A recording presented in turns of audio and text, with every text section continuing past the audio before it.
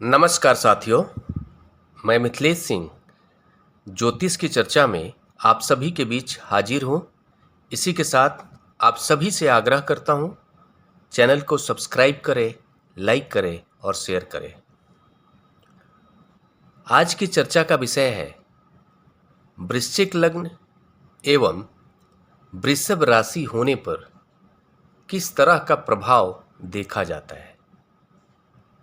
वृश्चिक लग्न एवं वृषभ राशि किसी जातक की अगर होती है तो किस तरह का प्रभाव उसके व्यक्तित्व पर देखने को मिलता है, उसका व्यक्तित्व किस तरह का होता है, किस ग्रह के प्रभाव में होता है, उसकी कदकाठी कैसी होती है, उसके क्या गुण होते हैं और उसके मन पर किस ग्रह का प्रभाव है, कौन सा ग्रह उसके मन को नियंत्रित करता है। इन सारी बातों की चर्चा आज करेंगे। आप सभी के सामने ये वृश्चिक लग्न का चार्ट है। पहले भाव में 8 नंबर लिखा हुआ है। 8 नंबर राशि वृश्चिक राशि होती है, इसलिए यह वृश्चिक लग्न का चार्ट है। इस लग्न चार्ट के अकॉर्डिंग चंद्रमा सप्तम भाव में जहां पर 2 नंबर लिखा हुआ है यहां पर विराजमान है, इसलिए जातक की राशि वृषभ राशि हो गई। 2 नंबर राशि वृषभ राशि होती है, जिसके स्वामी ग्रह शुक्र होते हैं। इस लग्न चार्ट के अकॉर्डिंग राशि के स्वामी ग्रह शुक्र है और लग्नेश मंगल है। वृश्चिक राशि के स्वामी ग्रह मंगल है, इसलिए जातक के लग्नेश मंगल हो गए। मंगल के प्रभाव में जातक के व्यक्तित्व का निर्माण होने वाला है। मंगल के प्रभाव में पर्सनालिटी कैसी होगी, इस बात का पता चलता है। मंगल के प्रभाव के कारण जातक एनर्जेटिक होता है, ऊर्जावान होता है, अपने लक्ष्य के प्रति जिद्दी होता है, जुझारू होता है, एग्रेसिव होता है, दृढ़ होता है। किसी भी परिस्थिति में हार नहीं मानने वाला जातक होता है।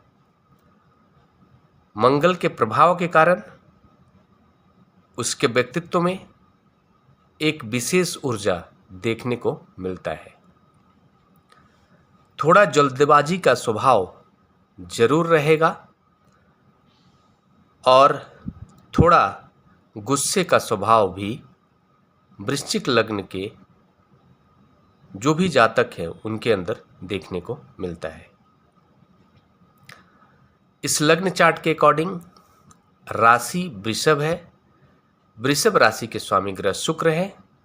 शुक्र के प्रभाव में जातक का मन रहने वाला है। शुक्र जातक के मन को नियंत्रित करने वाले हैं। चंद्रमा जिन क्षेत्रों को भी रिप्रेजेंट करते हैं उन सभी क्षेत्रों को प्रभावित करने वाले हैं शुक्र। इसके परिणाम स्वरूप हम ये कह सकते हैं कि जातक भोग विलास के प्रति आकर्षित रहेगा। जातक गुण ज्ञान को जानने के प्रति आकर्षित रह सकता है। रहस्यवादी ज्ञान को जानने के प्रति भी आकर्षित रहेगा। जल्दी से समझने की क्षमता वाला जातक होगा। शुक्र के प्रभाव के कारण जातक के व्यक्तित्व में आकर्षण आ जाता है और इस कॉम्बिनेशन में ये भी देखा जा रहा है कि जातक की राशि वृषभ हो गई। वृषभ राशि में चंद्रमा उच्च के हो जाते हैं।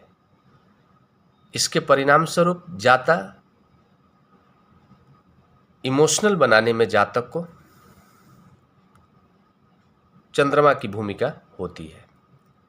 जातक बहुत ज़्यादा इमोशनल हो जाता है, भावुक हो जाता है, संवेदनशील होता है, अपने माता से विशेष लगाव रखने वाला होता है और उसे घूमना फिरना पसंद होता है। यहाँ पर चंद्रमा नवम भाव के स्वामी ग्रह हैं और अपने से एकादश भाव सप्तम भाव में जाकर विराजमान है। यह बताता है कि जातक के जो भी जीवन साथी होंगे उनका स्वभाव मधुर होगा, आकर्षक होंगे देखने में और उनके जीवन साथी का संबंध उनकी माता से अच्छा रहने वाला है। साथ में जातक अपने जीवन साथी के प्रति ईमानदार रहने की कोशिश करेगा, अपने जीवन साथी का ख्याल करने वाला होगा और जातक के भाग्य का निर्माण भी चंद्रमा के क्षेत्रों से देखने को मिल सकता है। भाग्येश सप्तम भाव में बैठकर जातक के लग्न को देख रहे हैं।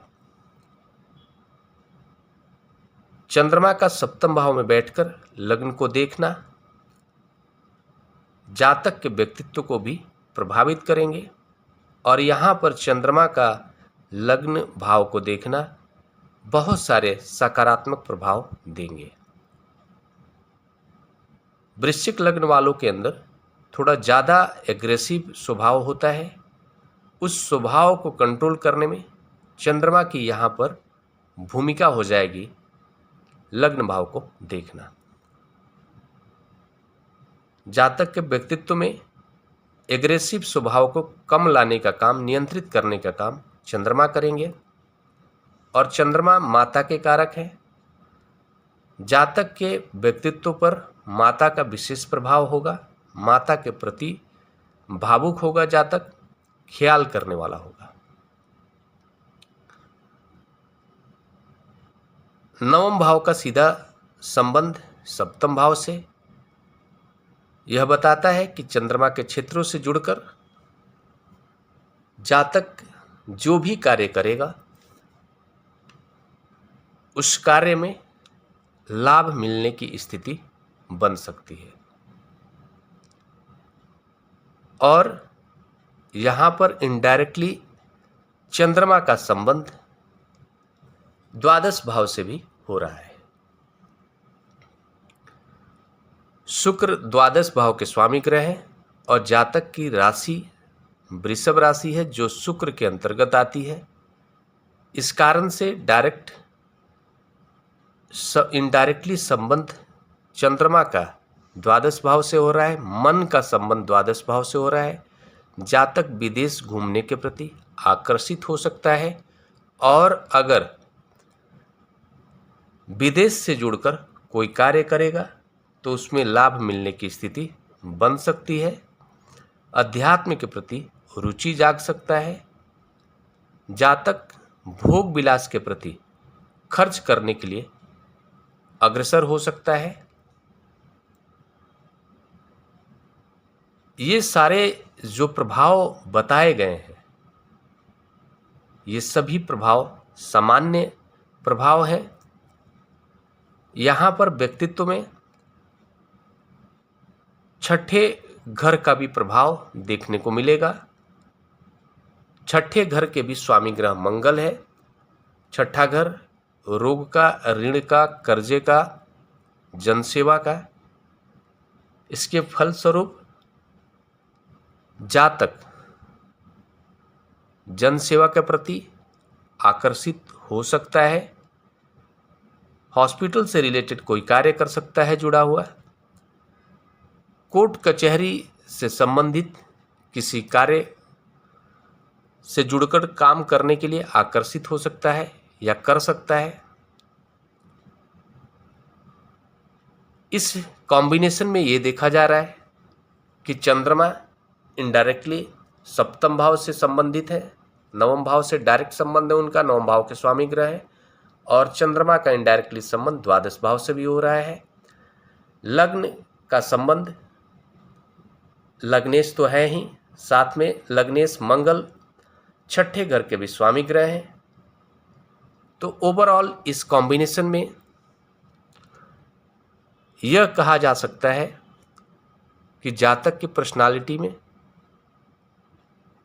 थोड़ा सा मंगल के प्रभाव के कारण, एग्रेसिव स्वभाव के कारण कोर्ट कचहरी से संबंधित विवादों की स्थिति बन सकती है। जातक को ख्याल रखने की आवश्यकता होती है इस कॉम्बिनेशन में। लेकिन इस कॉम्बिनेशन में जो जातक की राशि है, विवादों से बाहर निकालने में उसकी अहम भूमिका होगी। चंद्रमा सप्तम भाव पर बैठकर लग्न को देख रहे हैं, तो उस गुस्से को कंट्रोल करने में सक्षम होंगे। ओवरऑल ये जो प्रभाव है सामान्य प्रभाव है। सभी ग्रहों का प्लेसमेंट, सभी ग्रहों का युति, दृष्टि, डिग्री, किस नक्षत्र में जाकर कौन सा ग्रह बैठा है, सारी परिस्थितियों की जांच करने के बाद ही पूरा प्रभाव पता चल पाता है। सभी ग्रहों के प्लेसमेंट देखने के बाद जो प्रभाव बताया गया है, उन प्रभावों में कमी भी देखने को मिल सकता है और बढ़ोतरी भी देखने को मिल सकता है। ये सामान्य प्रभाव है। इसी के साथ अगले विषय पर चर्चा के लिए आप सभी के बीच मिलूंगा। तब तक के लिए मेरा नमस्कार।